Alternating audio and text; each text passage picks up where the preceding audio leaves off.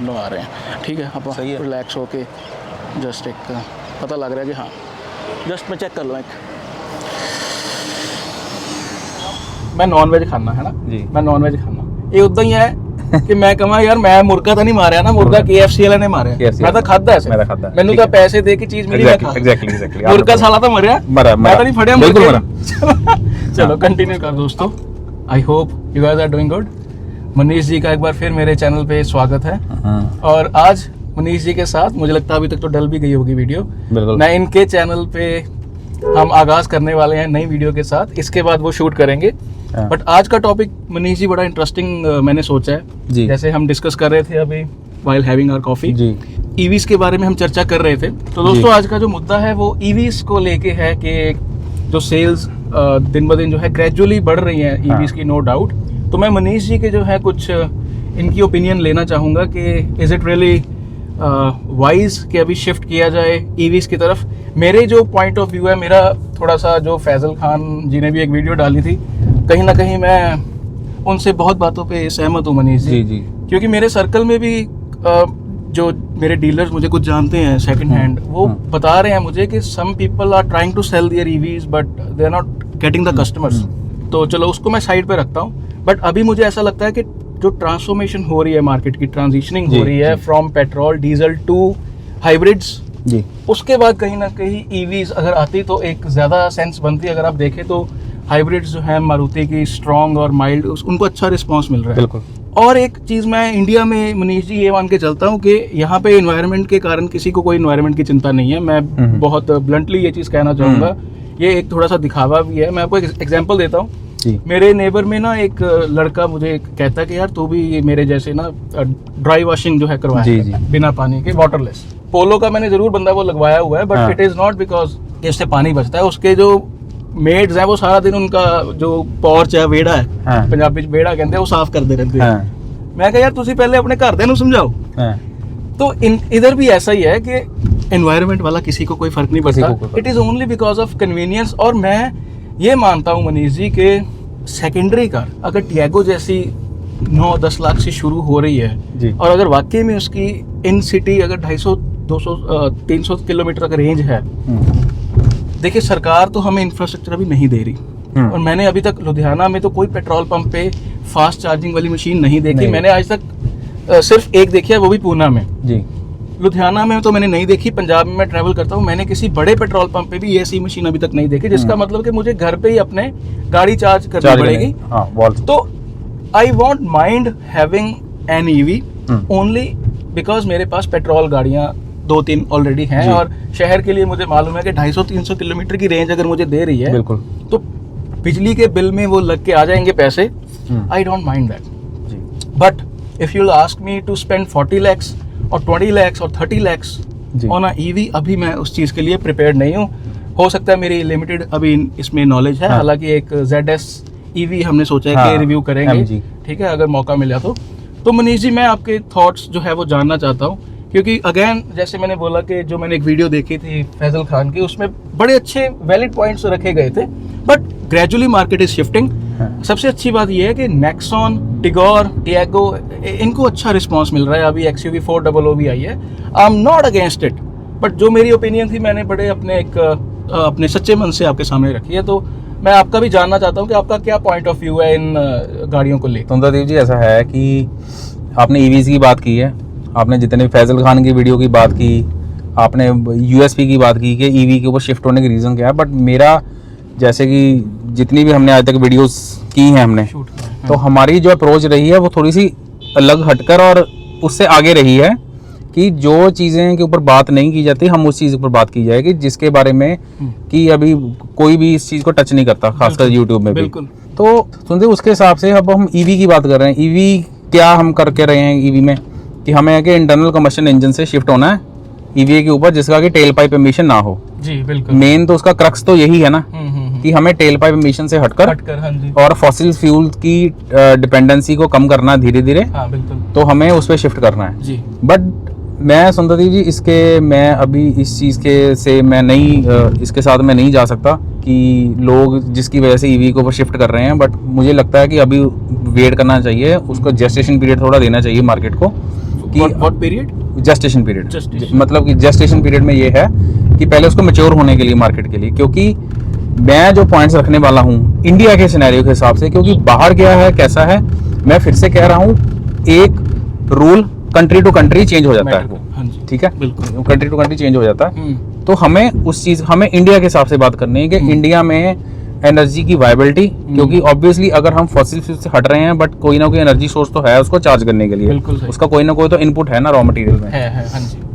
तो हमें इसकी वजह से इंडिया के सिनेरियो के हिसाब से हम बात करेंगे, क्योंकि इस टाइम इंडिया में क्या हो रहा है कि अब टेस्ला को देखकर अमेरिका ने बेचनी है अपनी टेस्ला, हाँ जी, ठीक है, US, हाँ। ये सब अमेरिकन डिप्लोमेसी की हर कोई ये इसमें चीज, भी आप कह रहे हो कि जियो पॉलिटिक्स इन्वॉल्व है? जियो पॉलिटिक्स इन्वॉल्व है, जियो इकोनॉमिक पॉलिटिक्स। ओके, इसके हम अगर जियो इकोनॉमिक, पहले जियो पॉलिटिक्स होती थी हाँ जी, बट 2012-13 के बाद जियो इकोनॉमिक, ठीक है, सोशियो भी लगा सकते हैं हम, तीनों चीजों के क्लब करके जा सकते हैं, जिसके हमें ट्रैप में नहीं फंसना भी। ओके, उसके पीछे मेरे 2-3 रीजंस हैं, इतने शॉकिंग रीजंस हैं, और मैं ये आपके सब्सक्राइबर को ये कह के इस चीज़ के ऊपर ना तो किसी ने सोचा, बात नहीं की, अब हम इसके ऊपर खुल के बात करेंगे। तो मेरी ये भी रिक्वेस्ट है कि जो चीज़ मैं बताऊंगा आप इस चीज़ को, जैसे कि मेरा पहला एक वो रहता है, आप क्रॉस चेक करिए। बिल्कुल। सुंदर जी, ऐसा है कि ईवी के ऊपर शिफ्ट करने का सबसे बड़ा मेन जो मुद्दा है इस टाइम पर, टेल पाइप एमिशन को जीरो करना, कम करना, कार्बन एमिशन और आपकी फॉसिल फ्यूल की डिपेंडेंसी से पीछे कम हटना। होना, हाँ। सुंदरदीप जी, अब उसके लिए हमें पहले ये देखना पड़ेगा कि हमारी एनर्जी शेयर और एनर्जी कंजम्पशन का कल्चर क्या है हमारा। हाँ जी, इंडिया में बाहर more than 90% is nuclear energy, nuclear atomic energy, हमें पता है that is the cleanest source of energy, ठीक है, इलेक्ट्रिसिटी के लिए, हाँ जी, मींस जो एनर्जी जिससे वो चार्ज हो रही है that is coming from, most of the portion is coming from nuclear. अब दोस्तों मैं आपसे रिक्वेस्ट करूंगा जिन्होंने ईवी के बारे में सोचा है या जिन लेने की बुकिंग भी करेगा, अब मेरी पॉइंट्स को ध्यान से सुनिए कि इंडिया में जो टोटल इंस्टॉल्ड कैपेसिटी है पावर जनरेशन की, उसमें 60 टू अराउंड 65% रिजेक्ट शेयर है पावर जनरेशन में, जो कि that is coming from thermal energy. Thermal energy, thermal में अब 3-4 चीजें आती हैं, आपकी कोल आता है, नेचुरल गैस भी आती है, तो 3-4 चीजें आती हैं। तो अगर उससे 65% में 85% जो सोर्स है that is coming from coal, ठीक है, 65 में से जो 85%, जो 85% है वो कोल में। करेक्ट, ठीक है। अब मुझे अब ये बताइए कि कोल, कहने का मतलब ये है कि जिस इलेक्ट्रिसिटी से वो चार्ज होंगी, मतलब आपकी गाड़ी चल रही है कोल पे, बिल्कुल सही है सुंदरदीप जी? बिल्कुल। सुंदरदीप जी, जो हमने बात की है कि 65% आपका हो गया थर्मल, और 65 का 85% कोल में हो रहा है। बिल्कुल। कहने का मतलब ये है कि जिस हम इंडिया में जो हम उस गाड़ियों को ईवीज को चार्ज कर रहे हैं, उसका जो सोर्स है मोस्ट ऑफ द वो है थर्मल और कोल हुआ। हाँ जी। अब आइए कोल के ऊपर, हम तो हट रहे हैं फॉसिल फ्यूल से पीछे।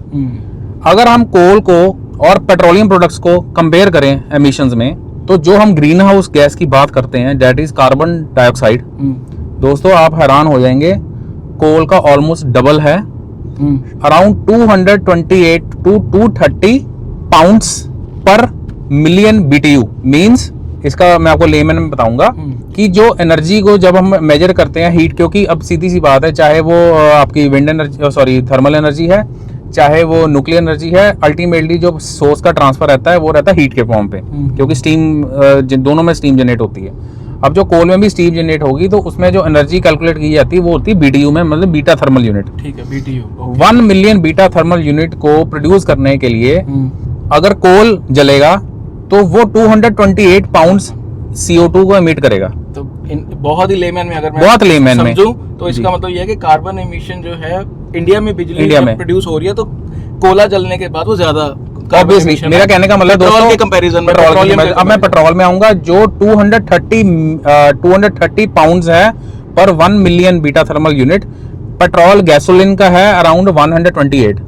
सो ये आप देख सकते हैं बहुत ही सिग्निफिकेंट डिफरेंस है 230 और 130 में। दोस्तों आप समझ रहे होंगे कि एक गाड़ी आप कोल पे चला रहे हो और एक गाड़ी आप गैसोलिन पे चला रहे हो। हाँ जी, आप अब मनीष जी, मेरा जो देखिए आपने बहुत अच्छे से आंकड़े बताए हैं, नो डाउट के आंकड़े अगर सच्चे हैं जी, अगर बिल्कुल सच्चे हैं आप, हाँ जी कंफर्म करिए। तो एक चीज हमें पता चल रही है कि कार्बन एमिशन पहले से उधर से बिजली सोर्स में तो है, सोर्स में हो जाएगी। आप टेल पाइप एमिशन, दोस्तों टेल पाइप एमिशन नहीं है, मैंने आपको फिर से कहा है country to country rule change होते हैं। अगर हमारा इंडिया मोर देन 90 या 95% न्यूक्लियर होता तो मैं कह सकता था कि एमिशन नहीं है, टेल पाइप एमिशन नहीं है, बट सोर्स में एमिशन है। नंबर 1 मेरा मुद्दा ये है मनीष जी, जैसे मैंने वीडियो के शुरू में भी कहा कि यार एक एक कंफर्ट ज़रूर है कि जब मुझे पता है कि मेरी गाड़ी में 300 किलोमीटर की रेंज दिख रही है, मैं चला रहा हूँ शहर में, जैसे मैं अपना लैपटॉप चार्ज करता हूँ वैसे मैं इसको फास्ट चार्जिंग के साथ गाड़ी चार्ज कर दी, 12 घंटे में हो 8 घंटे में हो, कहीं ना कहीं एक सुकून तो है। देखिए जैसे मैं कह रहा हूँ कि सेकेंडरी कार अगर टियागो ईवी कोई ले रहा है तो उसमें कोई इतनी मतलब बड़ी प्रॉब्लम नहीं है उसमें कोई। मैं तो उसको आप कैसे टैकल करोगे? मैं स्कूटर भी अगर देखता हूँ, मैं स्कूटर भी अगर देखता हूँ, मेरे पास जुपिटर है, मैं थोड़ा बहुत चलाता भी हूँ जुपिटर। जो ईवीज लेते हैं स्कूटर, मतलब ठीक है उनके कुछ दिक्कतें हैं, मैं उस पर चर्चा नहीं करना चाहता, बट एक पता है कि चार्ज किया आप चला रहे हो, पेट्रोल वाली चिंता खत्म। इसके कारण जो एक आम कस्टमर है वो टाटा की नेक्सॉन, उनको लगता है कि एक ही बार में 17-18 लाख लगा दो, बैटरी 8-9 साल बाद देखेंगे, हमें वारंटी मिल रही है, पेट्रोल वाला झंझट खत्म।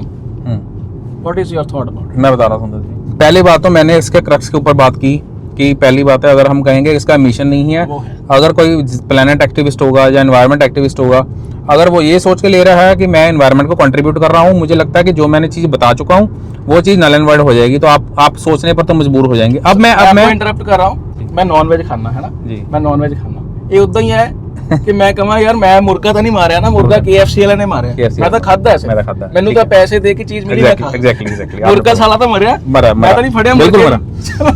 चलो कंटिन्यू करो। अब दोस्तों मैं आऊंगा ऊपर वाली चीजें, जो चीजें हम एक जो पैरामीटर्स की हम अगर बात करते हैं, ईवी चलाने की कन्वीनियंस हुई, उसके यूएसपी, उसके ऊपर बात करेंगे। दोस्तों मेरे अब 2-3 पॉइंट है, आप ध्यान से सुनिए।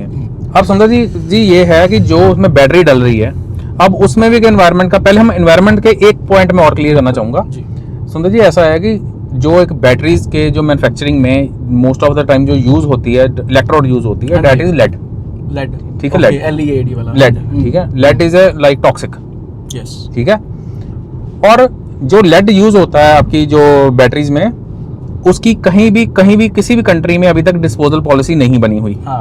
ठीक है, लेड जो है आप उसको जला नहीं सकते लेड को। और अब सीधी सी बात है, अगर लार्ज स्केल पर ईवीज की मैन्युफैक्चरिंग होगी, लार्ज स्केल होगी, अब जब बैटरीज के end of their life cycle जब वो होंगी, अब वो लेड 30% ही रिकवर होगा, बाकी डिस्पोज कैसे होगा, कहाँ होगा दोस्तों, और इंडिया में खासकर इसके ऊपर मुझे नहीं लगता किसी का भी जवाब है और दे नहीं सकता। चलो अब हम एनवायरनमेंट से हट जाते हैं, मैंने ज्यादा इसके ऊपर बहुत एक्सटेंसिव टॉपिक है, हम लंबा बात कर सकते हैं, बट हमें वीडियो को छोटा रखना है, तो मेरे को ऊपर से बता दो दोस्तों। अब 2 एनवायरनमेंट की चीजें तो मैंने आपको क्लियर कर दी, अब आइए पैरामीटर्स के ऊपर। कन्वीनियंस मैं कन्वीनियंस पे आ रहा हूँ, प्लीज सुनिए। ऐसा है, अब पहली बात है कि जब आप ईवी लेते हैं, अब आपको भी पता है कि आप 30 to 35 या 40% ज्यादा स्पेंड कर रहे हैं आईसी इंजन से, नंबर 1, ठीक है।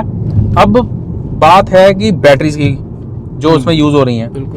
अब हम फोन लेते हैं नया, अगर फोन का स्क्रीन ऑन टाइम, अगर नया फोन अगर 6 आवर्स का देता है, अब आपको पता है कि 2 साल बाद 6 आवर्स नहीं रहता, वो 4 to 4.5 आवर्स का रह जाता है, हो जाती है। तो ऐसे ही जैसे जैसे बैटरीज के लाइफ साइकिल, मैं कह रहा हूँ बैटरीज की लाइफ डिटरमिन होती है लाइफ साइकिल के हिसाब से, नंबर ऑफ 4 साइकिल्स के हिसाब से, जो कि टिपिकली 700 to 800 होते हैं, 4 साइकिल्स 800 होते हैं, ठीक है, जो SLA बैटरीज हैं।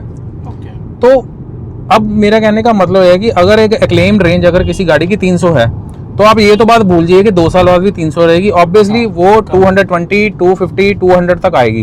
तो आप पहले बात ये सोच के रखना कि अब जो इंटरनल कंबस्शन इंजन के जो कैरेक्टरिस्टिक पैरामीटर्स रहते हैं या रेंज की रहती है, वो आज भी वही है, 15 साल बाद ईवी के साथ ये चीज़ नहीं हो सकती।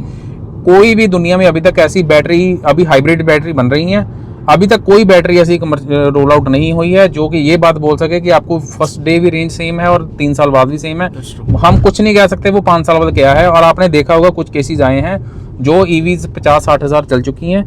होता क्या है कि एक तो रेंज भी कम हुई, और जब जैसे हमारे फोन पे होता है कि 15-20% बैटरी रहेगी और फोन एकदम से ब्लैकआउट हो गया, चला गया, तो सेम चीज ईवीज का तो ही है।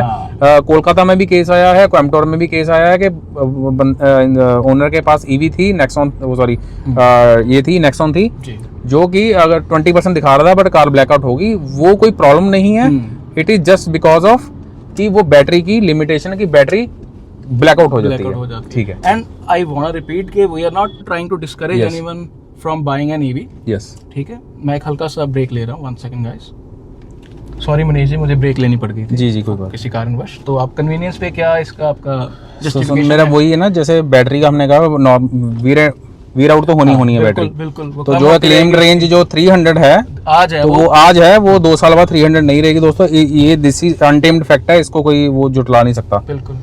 दूसरी बात है सुंदर जी, अब आते हैं अब इसके ऊपर, जब आप मैन्युफैक्चरर से बात करेंगे, जब आप गाड़ी लेने जाएंगे तो तब ये बात बोली जाती है कि वारंटी, बिल्कुल है ना? बैटरी की। हाँ वो जी। बोलते हैं ये 1.25 लाख की वारंटी है, 8 साल की वारंटी है, आपको वरी करने की जरूरत ही है नहीं है। अब सुंदर जी मेरी वेंटो 3.5 लाख किलोमीटर चली है, हाँ जी। आपने भी पोलो 1.25 लाख चला दी। बिल्कुल। अब उसकी चलो रेजिडुअल वैल्यू है, चाहे उसकी रीसेल वैल्यू के हिसाब से कुछ तो है वैल्यू, बट हम मार्केट में हम जाएंगे निकालने तो वो गाड़ी निकल जाएगी। बिल्कुल। तो सुंदर जी अब ये चीज़ देखिए कि 60-70 हज़ार रुपये, जैसे एक केस आया था कोयम्बटूर में, आया था केस, बंदे की नेक्सॉन थी, तो उसमें रेंज कम हुई उसकी, अराउंड 240-220 रहती थी, और वो 20% पे जाके वो बंद हो जाती थी गाड़ी। अच्छा। तो आपके साथ में बिल भी शेयर, हाँ डेड। तो 67,000 वो नेक्सॉन चली थी। तो आप देखेंगे कि उन्होंने कंपनी में जाके जब बैटरी रिप्लेसमेंट कराई, तो फैक्ट ये है दोस्तों कि टोटल ईवी गाड़ी की 60-70% कॉस्ट बैटरी की ही है, और 20% है ट्रैक्शन मोटर की। ठीक है। तब टाटा ने उनकी ट्रैक्शन मोटर भी 2,80,000 रुपए की ट्रैक्शन मोटर थी, और 6 लाख समथिंग की वो थी ईवी, दोनों के 9.5-10 लाख का वारंटी का क्लेम था जो उन्होंने चेंज किया। दोस्तों अब कहने में तो ये बहुत बात अच्छी लगती है कि वारंटी में है, चेंज होगी। मेरा सवाल ये है कि अभी उन्होंने 2 साल में गाड़ी उन्होंने चलाई है, अब नेक्स्ट जब आगे वो 60-70 हज़ार चलाएंगे, जैसे ही गाड़ी 1.25 लाख के ऊपर जाएगी, मान के चलिए 1,30,000 रुपये ये इशू आ गया, उस टाइम पर ना तो कोई वारंटी एंटरटेन करेगा, ना तो वारंटी में बैटरी चेंज होगी। अब आप मुझे बात बताइए, उस टाइम पर आप 6-7 लाख रुपए बैटरी पे लगाएंगे या उस गाड़ी को बेचने जाएंगे, और उस गाड़ी को लेगा कौन? अब आपकी ही गाड़ी है, 1,30,000 चली हुई, मुझे पता है कि 70,000 बैटरी चल चुकी है। अब मैं तो ये कहूंगा सुन फ्री में मुझे गाड़ी दे दीजिए, तो मैं 6-7 लाख में बैटरी इसकी रिप्लेस करवा लूंगा। दोस्तों बहुत चीजें हैं, मैं फिर से कह रहा हूँ, ब्लाइंडली हर्ड माइंडसेट के साथ मत जाइए। अगर लाइन में 10 लोग खड़े हुए ईवीज के ऊपर, मैं फिर से कह रहा हूँ, मैं ईवीज को क्रिटिसाइज नहीं कर रहा, बट बहुत सारी ऐसी चीजें हैं जिसके ऊपर बात होनी चाहिए, यूट्यूबर्स को भी करनी चाहिए, जो ऑटोमोबाइल जर्नल उनको होनी चाहिए। हाँ, मैंने जो चीजें बात की है, अगर आपको लगता है कि ये प्रैक्टिकल नहीं है दोस्तों, तो आप बता सकते हैं, बट ये फैक्ट है, सोचिए जरूर। और तीसरी एक और चीज है दोस्तों ईवीज की, सबसे बड़ी चीज दोस्तों, हमने एनवायरनमेंट में हमने 2 चीजें कवर की सुंदरदीप जी। हमने एनर्जी जनरेशन की बात की और कोल की एफिशिएंसी की बात की, सॉरी एमिशंस की बात की। एक सुंदरदीप जी ऐसी चीज है, अब इंडिया जो है ईवीज बहुत ही एनर्जी डेंस सेक्टर है। एनर्जी डेंस सेक्टर का मतलब ये है कि इसको चार्ज करने के लिए जो चार्जर्स लगते हैं, बहुत ज्यादा हाईली एम्पेयर रेटेड वो आउटलेट होते हैं। हाँ, जो फास्ट चार्जर है वो 50 किलोवाट से शुरू होता है जी, वो फिट करने आते हैं हाँ, खुद। जो अल्ट्रा फास्ट चार्जर टेस्ला ने बनाया वो 350 किलोवाट का, जो अल्ट्रा फास्ट चार्जर 2 घंटे वाले हैं वो 250 किलोवाट के हैं। सुंदर जी आप मुझे एक बात बताइए, आप पंजाब में रहते हैं, आप पंजाब में रहते हैं, आपको लगता है कि हम खासकर पंजाब हम एनर्जी सरप्लस स्टेट हैं या इंडिया एनर्जी सरप्लस नेशन है? नहीं, अभी तक तो नहीं। अभी हम अपनी रेजिडेंशियल प्लस कमर्शियल ही डिमांड पूरी नहीं कर पा रहे हैं, उसको एंटरटेन नहीं कर पा रहे हैं। मुझे आप ये बात बताइए कि जब ईवी की सेल बढ़ेगी, वो होगा, तो हम कहाँ से लेके आएंगे पावर, कहाँ से लेके आएंगे इसको गैप को ब्रिज करने के लिए? मेरा दोस्तों सिर्फ इतना आपको कहने का मतलब है कि पहले तो आप दिल पर हाथ रख के ये पूछिए कि क्या हम सरप्लस हैं? हम सरप्लस नहीं है, हम बहुत एज पे बैठे हैं। अब जाकर हम पावर सफिशिएंट नेशन और स्टेट बने हैं आफ्टर 70 ईयर्स ऑफ इंडिपेंडेंस। तो अगर हम ईवीज का ईरा लाने की सोच रहे हैं, तो मैं दोस्तों आपको ओपनली कह रहा हूँ, we are not prepared and we are not having enough power. क्या हम उसको एंटरटेन कर? सबसे अच्छा पॉइंट मुनीश जी मुझे आपसे ये लगा, मैं अवेयर नहीं था, या एक कह सकते हो कि इतना दूर तक मैंने सोचा नहीं था कि जो आपने बोला कि मैं आपसे ये पूछने वाला था कि बाकी ब्रांड्स, इवन बड़े बड़े ब्रांड जो हैं वो इस तरफ मूव कर रहे हैं, even including VW। But the point जो आपने न्यूक्लियर वाला बोला ना, that is a very valid point कि इंडिया में तो हमारा 65% हमारा न्यूक्लियर का थर्मल है, तो थर्मल 65 में से 85% जो है वो कोल है। तो उसमें तो हम तो कोल पे गाड़ियां चला रहे हैं। हाँ, तो उसमें फिर इंडिया को कहीं ना कहीं वो फायदा वो नहीं होने वाला, एनवायरनमेंट में कोई फायदा नहीं होने वाला। दोस्तों देखिए, हम 140 और मेरी ना सरकार से भी एक शिकायत ये रहती है कि यार, I am not seeing the efforts from government. ठीक है, आपने एक तरफ टैक्सेस पे इस पे छूट दे रखी है to encourage this, which is a good thing, but मैं उस पे ये नहीं देख पा रहा कि सरकार की तरफ से लगे कि हाँ उनमें एक रश है कि यार आप ईवीज की तरफ आओ। सुंदरदीप जी, मैं उसको बताता हूँ क्या है कि 15% पे अगर बैटरी बंद हो, 15% पे अगर गाड़ी बंद हुई है किसी की, मैं तो बहुत डर जाऊंगा ऐसी चीज में। रेंज एंजाइटी बिल्कुल रहेगी। हाँ जी। सुंदर जी, एक और चीज हम अब we are 140 crore people nation, right, number 1। Manish ji एक ओपिनियन मेरे माइंड में, Yes, सॉरी मैंने yes, आपको इंटरप्ट किया इस yes. चीज के लिए। होता क्या है, फिर आइडिया निकल जाता है जी। क्योंकि गाड़ी मैं चला रहा हूँ पसाट आपकी जी। उसमें इतना मजा आता है कि 90% तो मेरा ध्यान इसकी तरफ। जी जी जी।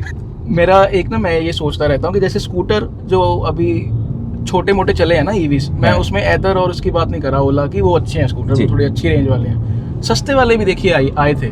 हाँ। इसी तरीके से मुझे लगता है कि 6-7 लाख रुपए में ना 2 सीटर ईवीज आने चाहिए, जस्ट फॉर द पर्पज के स्कूल आपका 1.5-2 किलोमीटर है, बच्चे का उसको उठा लाए, सब्जी लेने चले गए, ग्रोसरीज लेने चले गए, और उसको छोटा बनाए ताकि एक सिर्फ आपको ये फीलिंग हो कि हाँ यार दिस इज अ 2 व्हीलर। आप कह रहे हैं अर्बन कम्यूटिंग के लिए एक 2 व्हीलर सीटर हो और थोड़ी सी पीछे जगह हो, मुझे 300-350 लीटर का मुझे बूट मिल जाए, मैंने अपने बैग्स रखे, सामान रखा और शहर में मैं कम्यूट कर सकूं।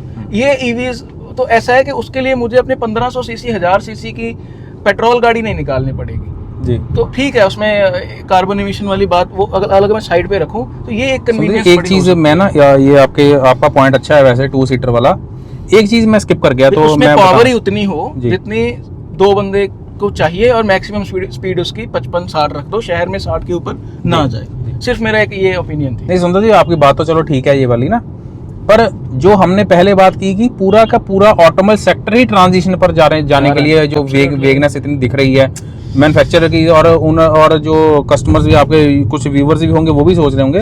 हमने एक चीज कि 2035 तक जी 40 तक हम ये नहीं, मैं ऑन रिकॉर्ड आपको डेट एंड टाइम, ये चीज नहीं इंडिया में नहीं पॉसिबल, उसके पीछे रीजन क्या है, हमने बहुत एक इंपॉर्टेंट चीज जिनसे स्किप कर दी, हम उसके बात करेंगे। सुंदरदीप जी अब सीएनजी को आए हुए 21-22 साल हो गए हैं। सुंदरदीप जी सीएनजी पर आए हुए हमें 20 साल हो गए। आपने दिल्ली में देखा होगा, जब पहली बार दिल्ली ट्रांजिट किया था सीएनजी पर, आज भी वहां पर शाम पीक आवर्स में लंबी 1-1 किलोमीटर की लाइनें लगती है सीएनजी को रिफिल करने के लिए। मुझे आप एक बात बताइए दोस्तों कि 140 crore, we are nation, such a big nation. Delhi में जो सीएनजी का जो एवरेज रिफिलिंग टाइम 6 से 7 मिनट का रहता है एक टैंक को 8.5 किलो के फ्यूल करने के लिए, और हमें पेट्रोल डीजल को डलवाने के लिए 2 से 2.5 मिनट लगते हैं। तो मुझे आप एक बात बताइए कि आप जो EV super fast charger 250 kilowatt का चार्जर जो 0 to 80 45 मिनट्स में करता है, और 50 किलोवाट फास्ट चार्जर जो कि 2.5 घंटे वो करता है 7.5 घंटे में करता है। तो आप मुझे एक बात बताइए कि सीएनजी में 20 साल बाद भी 1.5 किलोमीटर लंबा जाम लगते हैं, वहां पे क्यूज लगते हैं। तो आप मुझे ये बताइए कि जो ईवीज को रिचार्ज करने के लिए आज भी लगाइए कि 1.5 से 2 घंटे लगते हैं, तो आप मुझे बताइए कितना का आप इंफ्रास्ट्रक्चर देंगे तो वो चीज आ जाएगी। तो सुंदरदीप जी मेरा कहने का मतलब ये है कि 20 साल जो सीएनजी को आए हुए हैं, सिर्फ दिल्ली जैसी स्टेट में वहाँ पर इतना रश होता है उसको भरवाने के लिए कि आप तो भरवा ही नहीं सकते। वहाँ पे तो मेरे फ्रेंड्स हैं, वो रात को 11-12 बजे निकल रहे हैं सीएनजी डलवाने के लिए, कि इस टाइम रश नहीं होगा कि फटाफट जाके सीएनजी डलवा लेते हैं। तो 8-9 बजे तो पॉसिबिलिटी नहीं है। तो मुझे एक बात बताइए कि 7-8 मिनट में सीएनजी जो भरती है उसका ये हाल है, तो जो ईवी घंटा 45 मिनट 2 घंटे लेती है, तो मुझे आप बताइए कि कैसे हम बड़ा अच्छा वैलिड पॉइंट हम एक मतलब कि ये तो रैशनैलिटी नहीं है इस चीज में, मैं समझ रैशनल ही नहीं है। अब वो सिनारियो सोचा ही नहीं हुआ कि सोचा ही नहीं हुआ कि जिसका एवरेज फिलिंग टाइमिंग, मतलब मान के चलिए आपको 50 किलोमीटर रेंज चाहिए, आप बताइए मुझे 1 घंटा खड़ोगे कहाँ पे लगाओ, कितने लगा लोगे? जो लोग सोसाइटीज में रहते हैं, आपके पास मेरे पास तो देखिए अपना पोर्च है जहाँ पे आप गाड़ी लगा के अपना चार्ज कर सकते हो, एक सेकेंडरी कार हम ले भी सकते हैं। जो सोसाइटीज में रहते हैं वो कितने ज्यादा वो लगा देंगे, और एक ही टाइम पे इतनी वोल्टेज अगर वो सुबह अगर सबके चार्ज लगी है, आप वाली बात है। सिनारियो तो देखिए कितने सारे निकल के आते हैं। पहली बात है, लोगों को ये लगता है कि ईवी का मतलब फ्री में चलेगी जी बिजली में। सुंदर जी उसके ऊपर मैं आना चाहूंगा। दोस्तों आइए, आप एक काम करिए, आप होंडा की वेबसाइट खोलिए, वहाँ पे कोना सिलेक्ट करिए ईवी में। अच्छी गाड़ी नहीं, मैं अभी आ रहा हूँ कॉस्ट के ऊपर, जो चार्जिंग कॉस्ट की, उसके पीछे भी बहुत टेक्निकल कैलकुलेशन रहेगी। दोस्तों आप हैरान हो जाएंगे, प्लीज आप करिए जरूर। उसमें कोना में जाएंगे, उसमें 3 तरह के चार्जिंग ऑप्शन है, उसमें उन्होंने होंडा ने किलोवाट्स भी मेंशन कर रखे हैं। दोस्तों अब किलोवाट्स का मतलब क्या है? अब जो उसका डीसी फास्ट चार्जर है वो है 50 किलोवाट का। फारूकी जी हमारा रिव्यू रहता है, हमने रिव्यू करनी है वो गाड़ी कोना पटियाला में, ठीक है कंटिन्यू। तो जो उसका नॉर्मल फास्ट चार्जर है जो 7.5 घंटे लेता है वो है 7.2 किलोवाट का। सुंदरदीप जी 7.2 किलोवाट जी। और जो उसका एसी वॉल सॉकेट है जो 19 घंटे चार्ज करता है, 19 घंटे में चार्ज करता है, वो है 2.5 किलोवाट का। दोस्तों इसका मतलब क्या है कि अगर मुझे होम चार्जर में फास्ट चार्जर लगवाना है जो कि 7.5 किलोवाट का है, पहले बात तो मुझे 7.5 किलोवाट की अवेलेबिलिटी लानी पड़ेगी, 3 फेज लाना पड़ेगा, 3 फेज लेना पड़ेगा। 7.5 किलोवाट का मतलब है 7.5 इंटू 5 ऑलमोस्ट 4.5, मतलब कम से कम तो 50 एम्पियर का पॉइंट। दूसरी बात दोस्तों, अगर 7.5 किलोवाट लोड इतना मीटर लोग कदे लग गया नहीं होता। हाँ, 7.5 किलोवाट लोड 7 घंटे चलेगा, मतलब की है कि 7.5 किलोवाट 1 घंटे का मतलब है 7 किलोवाट आवर, मतलब 7 यूनिट 1 घंटे के। हाँ जी। तो अगर 7 घंटे में 7 इंटू 7 50 यूनिट बिजली कंज्यूम हुई है, 50 यूनिट बिजली कंज्यूम हुई है एक चार्ज साइकिल के लिए। हाँ जी। तो अगर 10 रुपए रेट है हमारा यूनिट का, हाँ। तो 500 की तो इलेक्ट्रिसिटी आप कंज्यूम कर ही चुके हो उसके ऊपर, तो हाउ कैन यू से इट्स फ्री?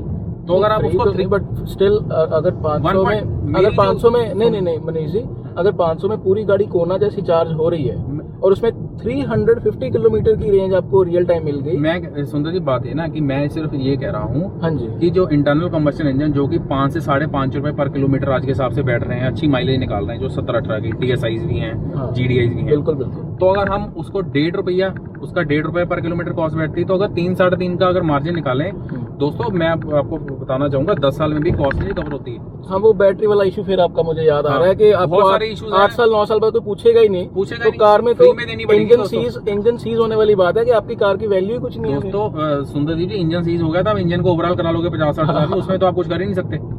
ईवीज का क्या करेंगे? और हो सकता है कि तब बहुत महंगी हो। हाँ, यू आर सेइंग कि अगर अभी 9 लाख वारंटी में उनको चीजें मिल गई तो 8 साल तो के बाद तो मनीष डबल ही होगा ना रेट।